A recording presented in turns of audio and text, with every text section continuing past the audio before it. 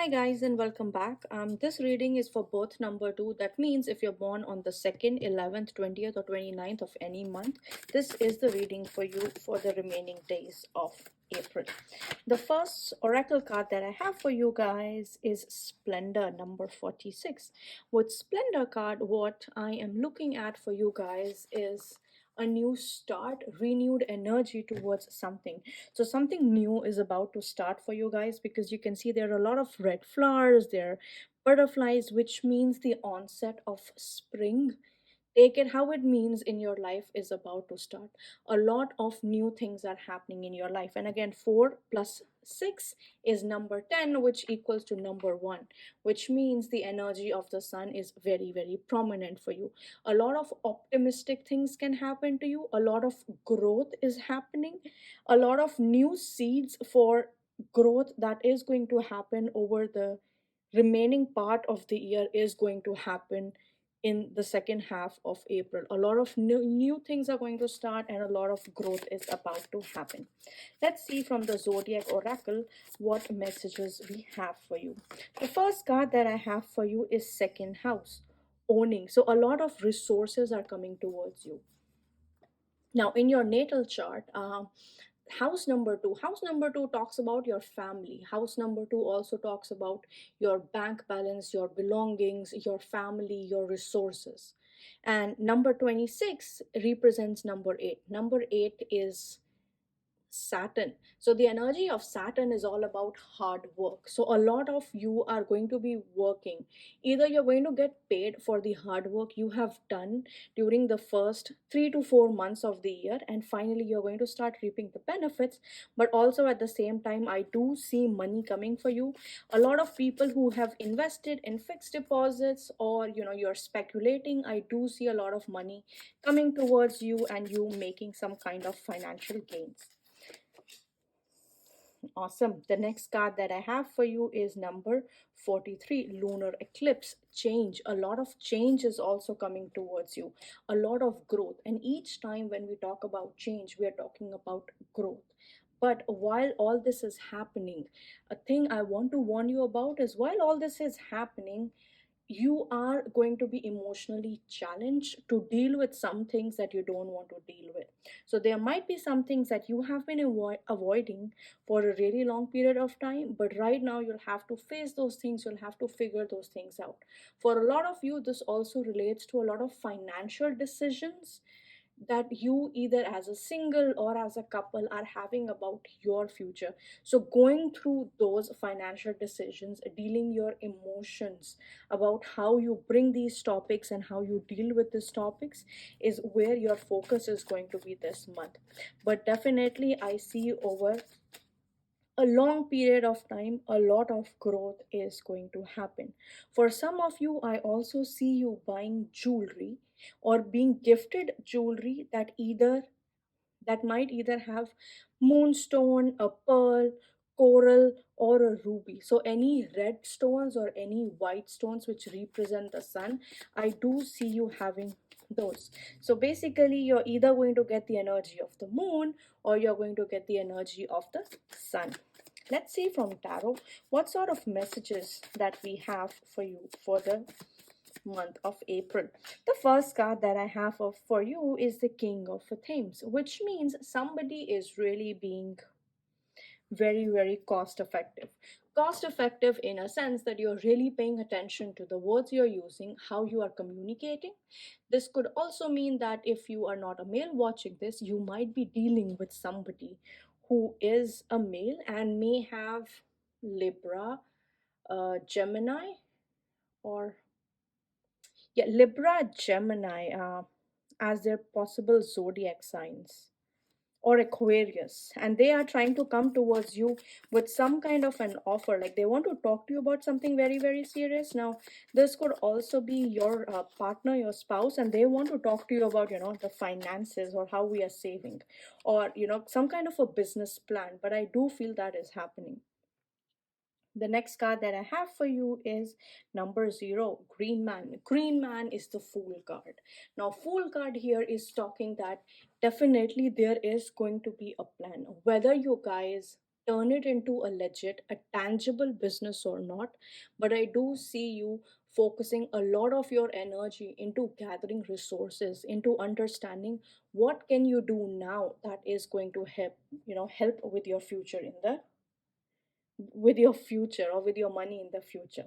At the bottom of the deck, I have the moon card, which again talks about, the energy of moon. So you have some kind of anxiety, you have some kind of fear about what is to come, and you are doing your best. Now, it seems like there is a lot of moon that is going on here, because here we have the lunar eclipse, which means definitely there are chances that some of you might go through a period of anxiety.